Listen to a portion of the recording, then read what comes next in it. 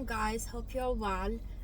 Today episode is gonna be a little fun and humorous. Anyways, basically today we're gonna be talking about the misconceptions of Islam, because if we don't address history, it will always be a mystery, right?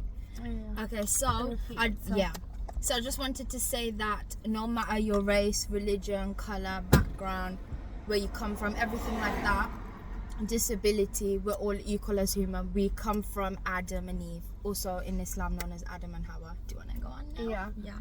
So as my sister is speaking about Adam and Hawa and how we do not want the whole misconception of Islam to be continued or to be a generational thing that it keeps on carrying on.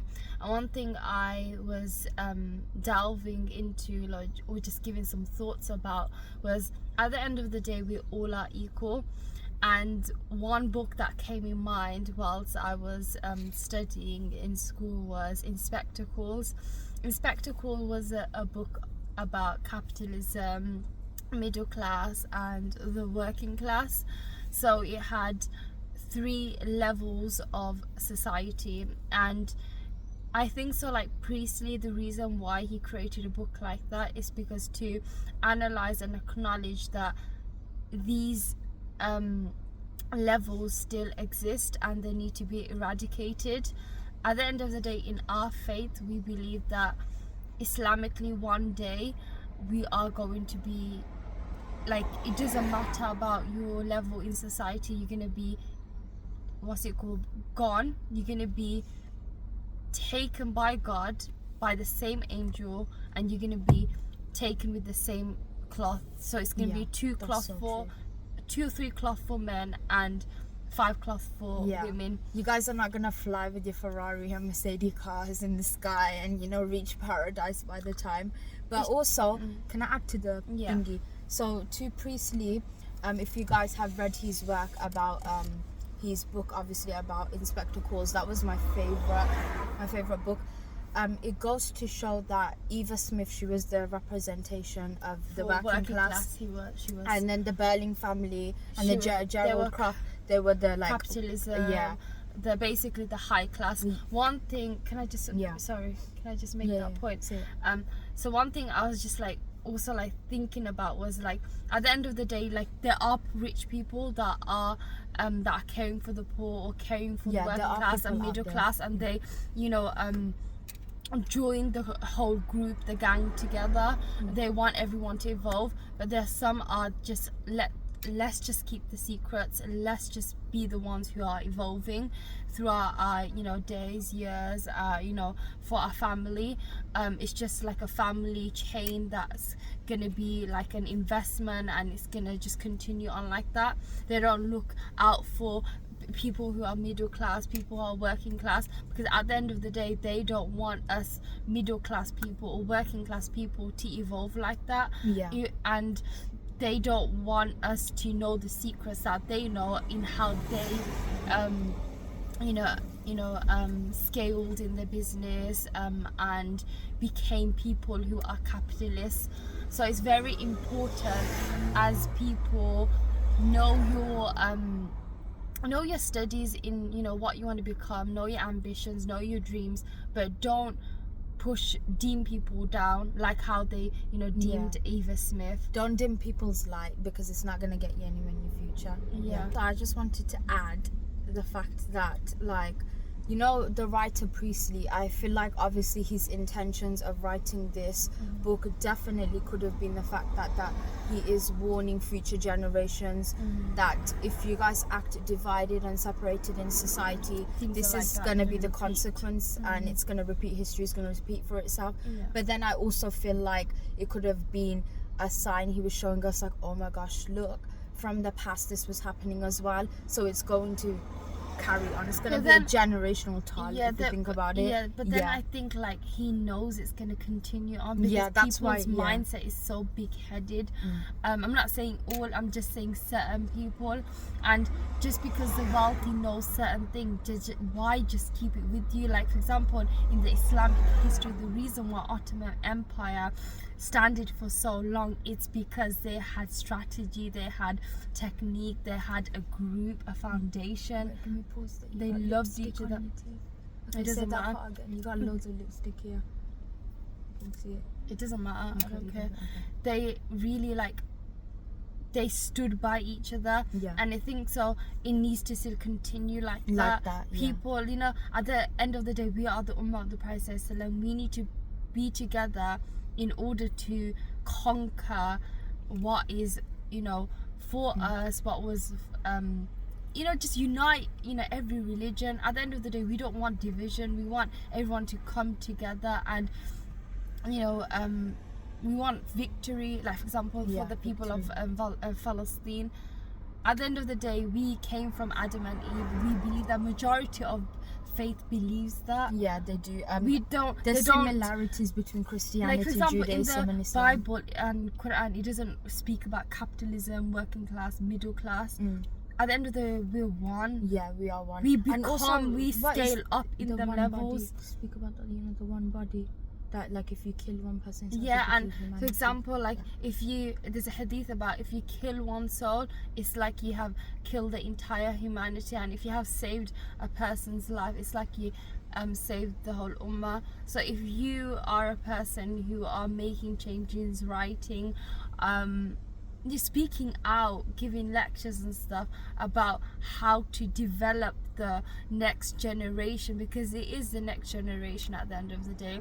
It's not about just always investing in your people, it's investing in the whole of humanity.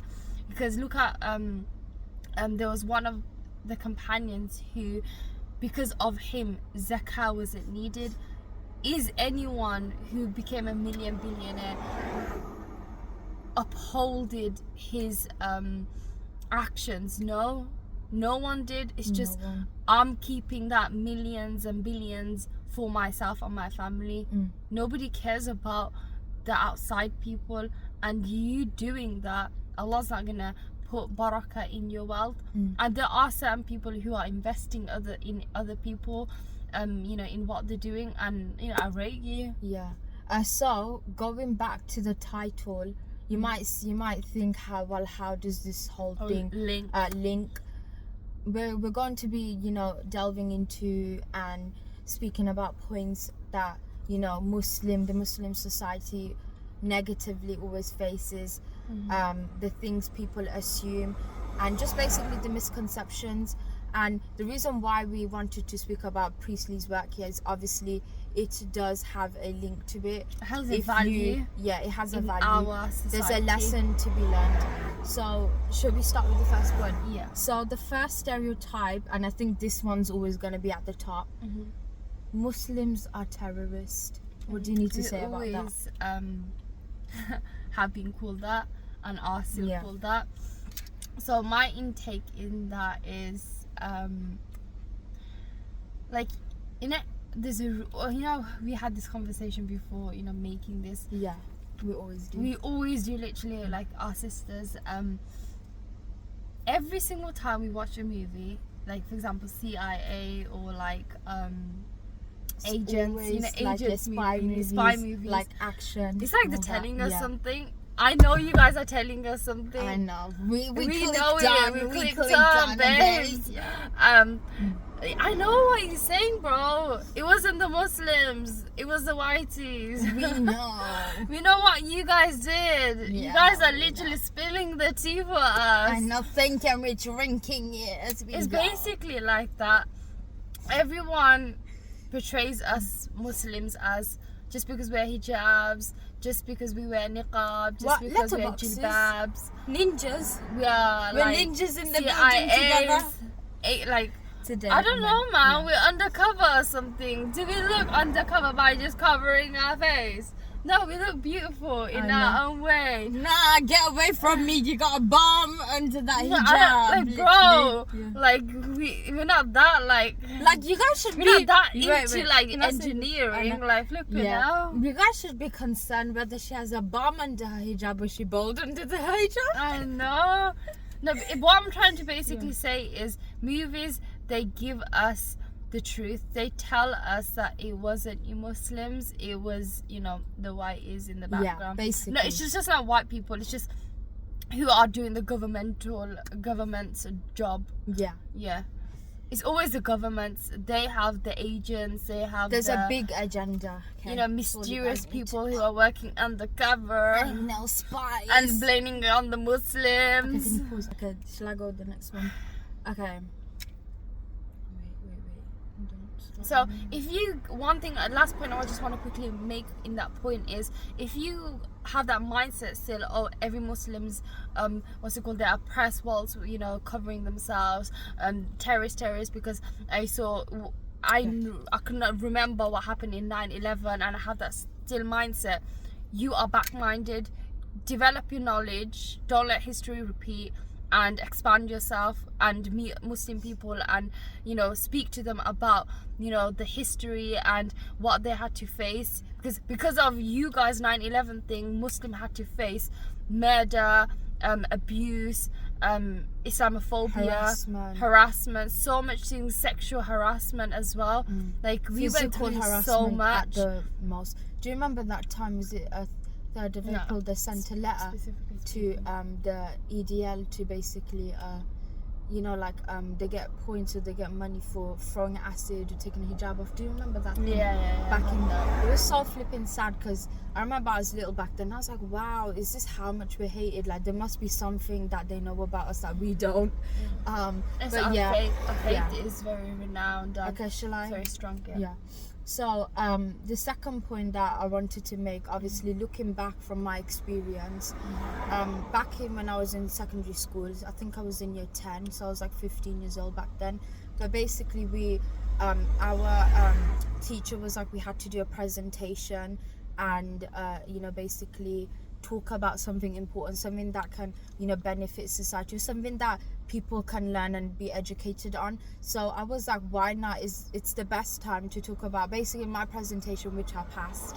Yeah, I saw we're all good at, because even I got selected. Yeah, so basically I spoke about like the why people get, you know, Islam mixed with culture, and how everyone always just basically the misconception between the two, basically Islam and culture. And I remember having faces of people that didn't want to hear it, and I was like in my head, I know you guys are brainwashed, you guys don't want to first let me speak. But once I start speaking, obviously you always remember to put a smile on, you know, you make sure when you speak about something good that your expression is, you know, reflecting it. It's all to do with public speaking, eye contact, moving your face. So basically I was speaking about it. I was into the PowerPoint, not even the midway through, people start to ask questions.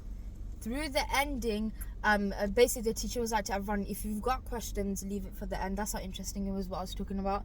At the ending, I got a lot of questions. Even the teacher, like, there was a smile on her face, because at first she didn't look like she wanted to hear it. But towards the ending, she was curious. She was asking me questions as well. So, you know, why it is, you know, media, there's a tactic that they have that they're mastered. They think they've mastered. Not everyone is brainwashed, by the way.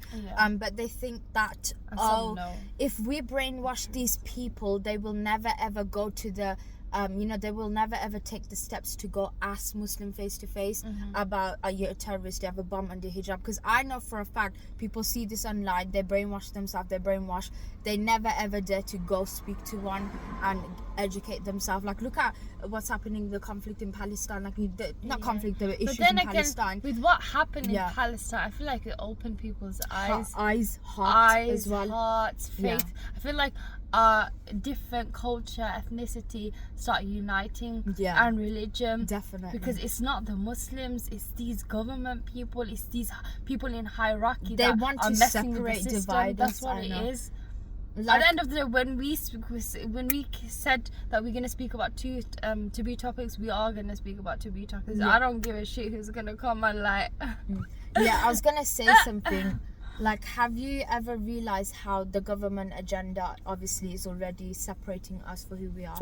But have you ever realized, like, it really truly shows, if you look at wars between countries, Ukraine, Russia, Israel, Palestine. Obviously Israel's not a country, but you know, they're dying to be one.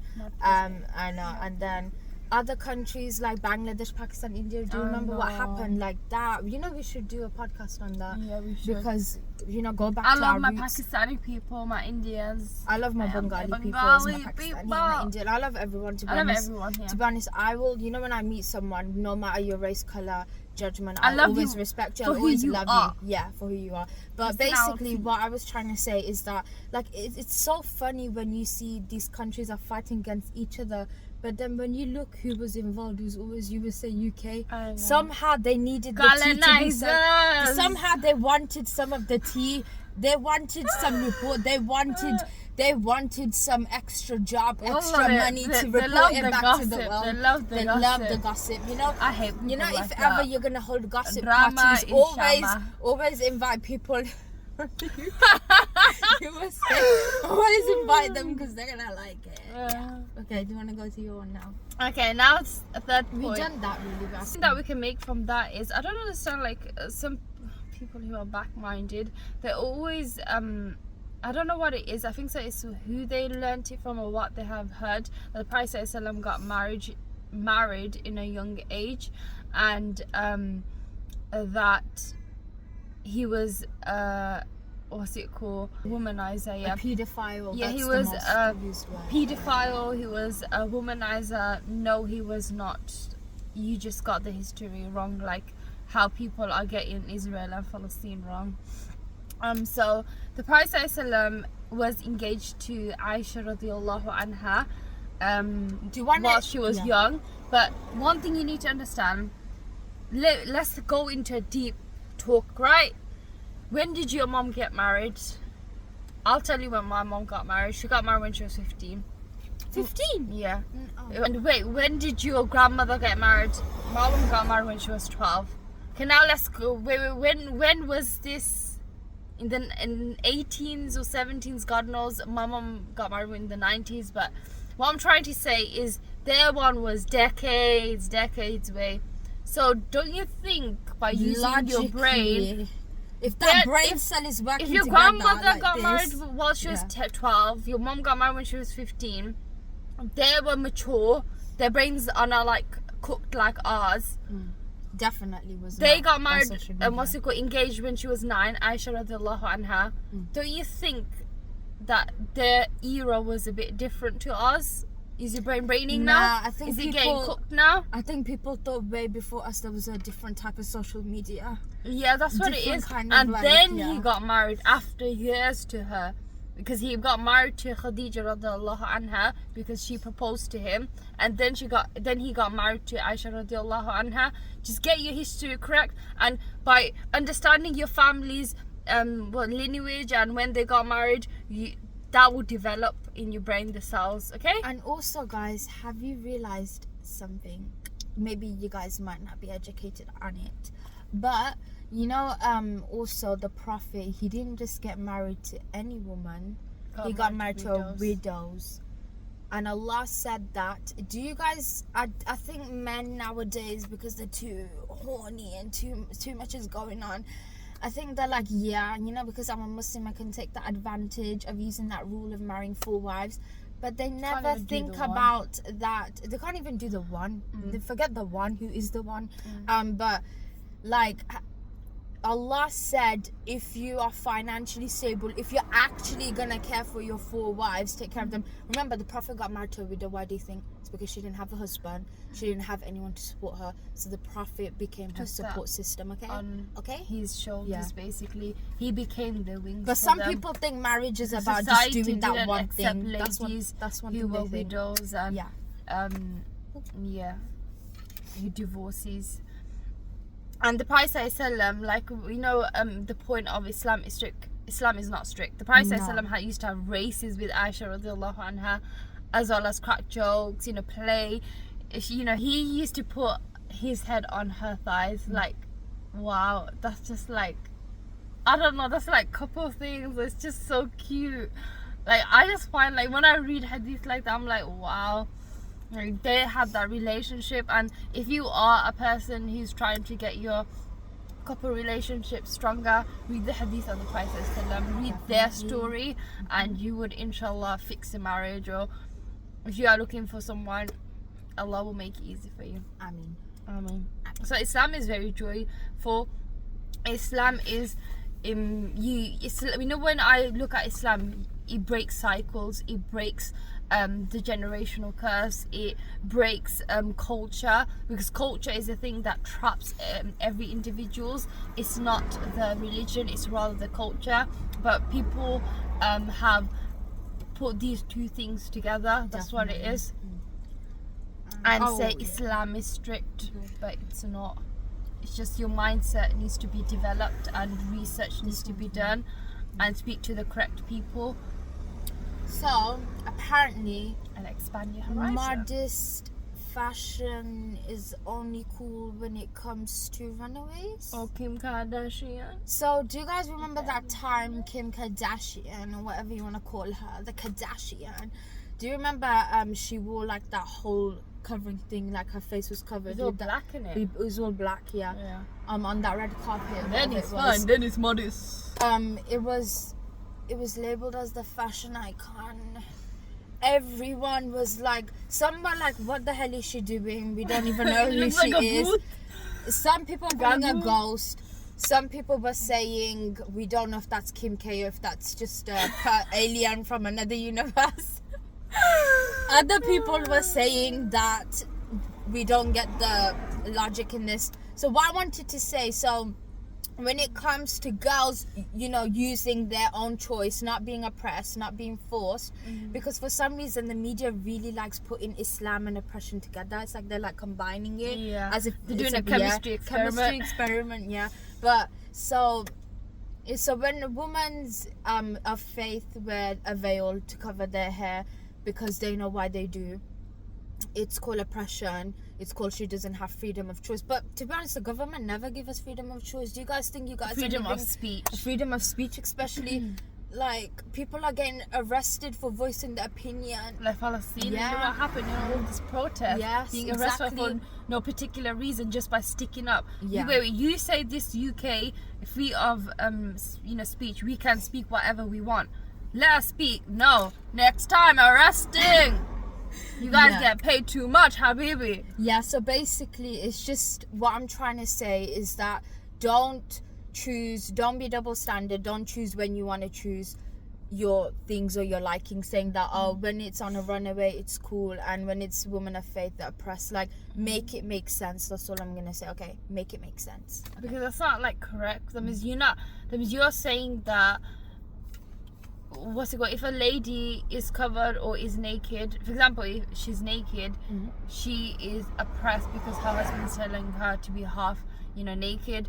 But then, do you remember when Kanye West and Bianca, that was creepy, that was as so hell. Bad. That was bad and creepy. I felt so bad. She felt uncomfortable. You could anyone can read her face expression. They have to do things like that in order to be more rich. I know, in order to gain that trustable devil from the devil, babe. Because if they don't do what the devil wants, they will be sacrificed. They will be killed. Yeah, but it's so true. Like then it's fine. Then it's not oppression. Then it's haya. Then it's haya. Is it not funny, like how just for fame and power you're going this far to devalue yourself as a human? But don't you think you can just really build it on by doing the right thing? Like, you don't have to sell your soul to the devil to, you don't, like, come on, live a better life, honey. God sent you into this world for a reason. We all have a reason. Let this be a reality. Your risk, your provision has been written. Risk means sustenance, guys. Yeah, sustenance, provision, money. It can be a spouse, anything. It can be, everything has been written. And if you do it the correct way, trust me, God, his 99 name, Al-Ghani, Al-Mughani, he will make you the rich in this world and the next. That basically means the rich, guys, if you didn't know. Next thing. This one's my favorite misconception. Islam is an Arab religion. Can I just say something before you say something? I just wanted to say that like, it's so sad that people have to go on social media and put up stories or explain that, no, I am not a Muslim, I am a Christian. Well, I could be Iranian. Like, that's so true. Like, I feel sorry for those people, like, you know, who just because they're Arab, everyone labels them as a Muslim, and they get like the harassment, hatred for no reason. Like, respect all religion, guys. Okay.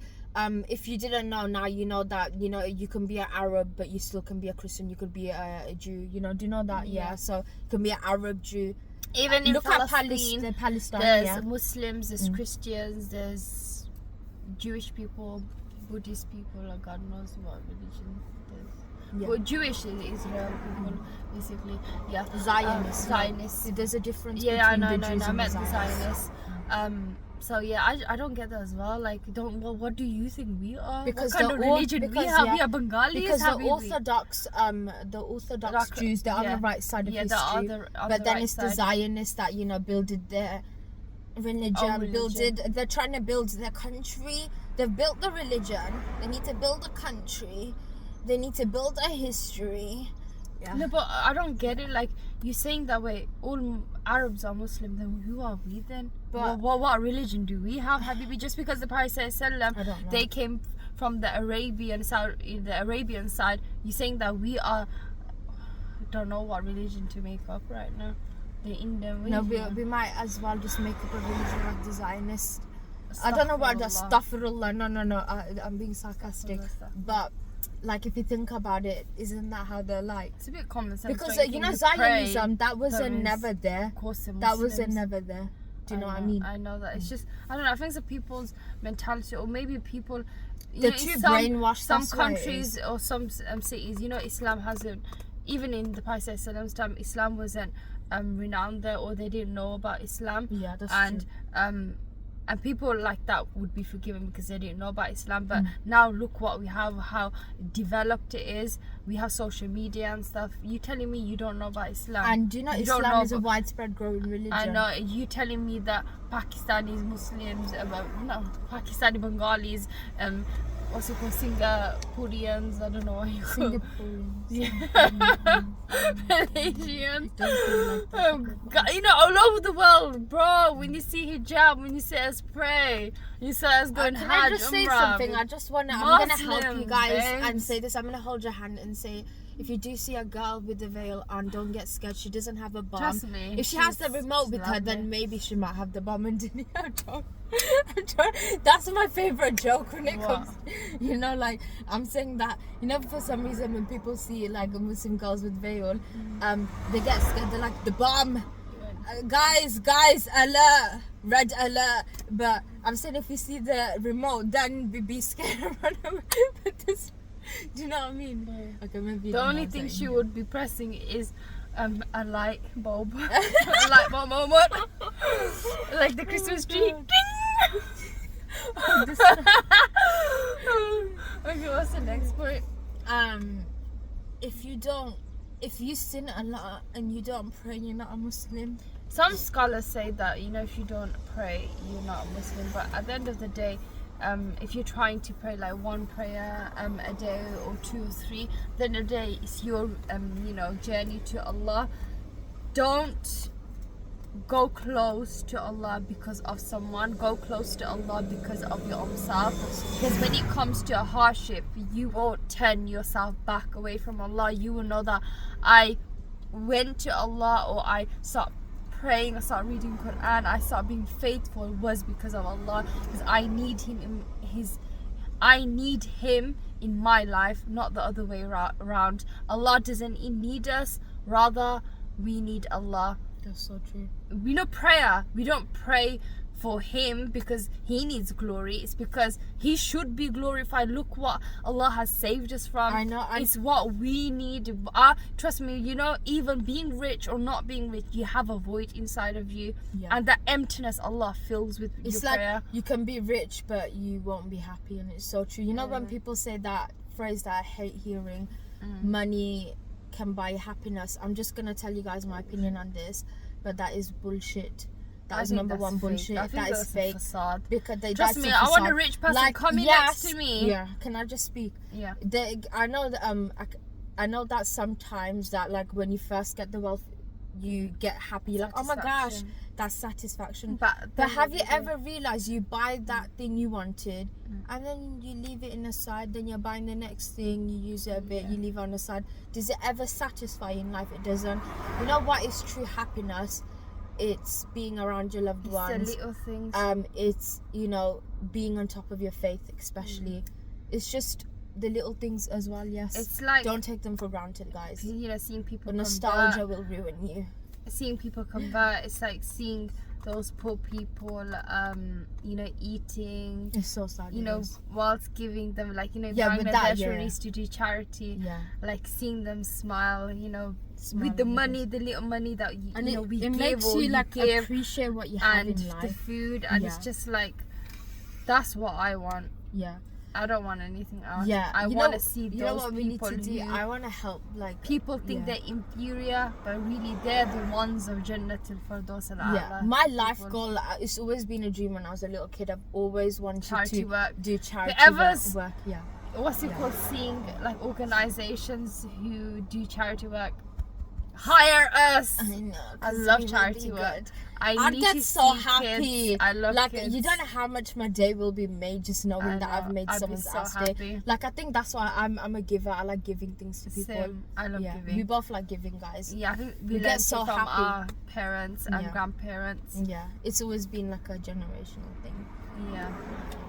So yeah, at the end of the day, do your prayer for yourself. Don't be judgmental if you see someone struggling with their prayers, or if they don't know how to pray. Sit next to them, explain to them how to pray. You know, be in the journey with someone, because when they scale up, they'll remember you and scale you up.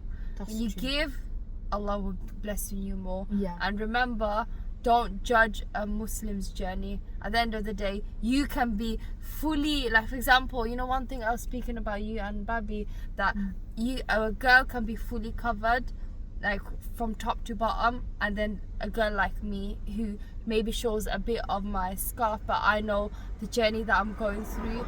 I'm struggling, I'm not gonna lie, but then my ranking can be more higher than a girl who, you know, wears full on niqab, jilbab. Do you get what I'm trying to say? Yeah, I know what you mean. Or it can be the opposite around. It's all As about if, intention. It doesn't matter. Like what my sister's trying to say. If you look back to that story of that prostitute woman, she gave water to a thirsty dog and she went paradise. So guys, it doesn't matter. You could be non-Muslim and you could go paradise, and I could be going hell, because. Do you know what I mean? I get it. If people get it, you get it, okay? It's true. It's all about intention. Allah looks at your niyyah. Like, for example, that guy even who killed 99, then he made it to 100 killers. Oh, yeah. And then, what's it called? He wanted to be forgiven. That's the only thing he wanted to hear. But no, the monk, by him saying, oh, you can't be forgiven, he killed him. And then when he heard that he can be forgiven, but he needs to move away from that city, and when he was going to the city, as in the good city, he passed away. And then the two angels, the angel of wrath and the angel of mercy, they came together, and they're like, you know, which angel is taking him? And then Allah moved the city that he was going towards more closer to the city that, you know, that bad city. So it, you know, Allah can do anything. Basically, Allah, the city where he did his murders and stuff, moved to another city. Yeah. That's So the destination city was more closer to him than the city that he done corruption. So it's so, you know, at the end of the day, Allah owns this land. Allah can do anything. Allah can change your qalb. Allah can change your heart. If you are a person who is corrupted, or you think you're corrupted, you've done so many things, you can change.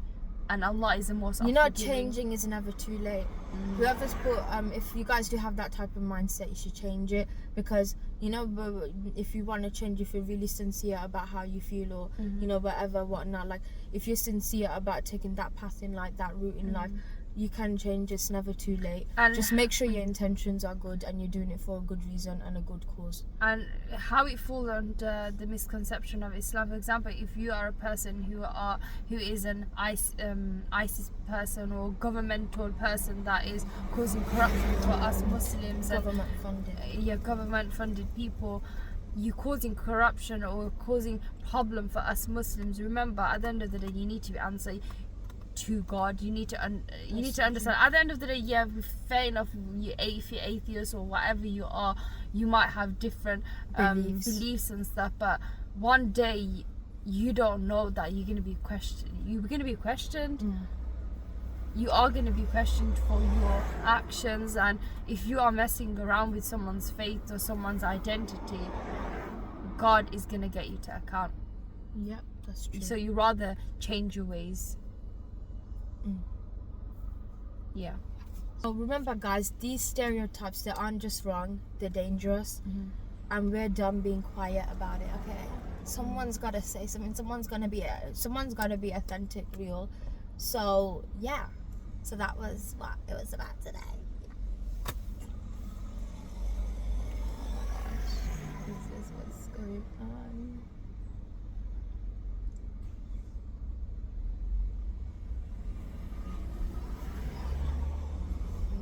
Oh, yeah, okay.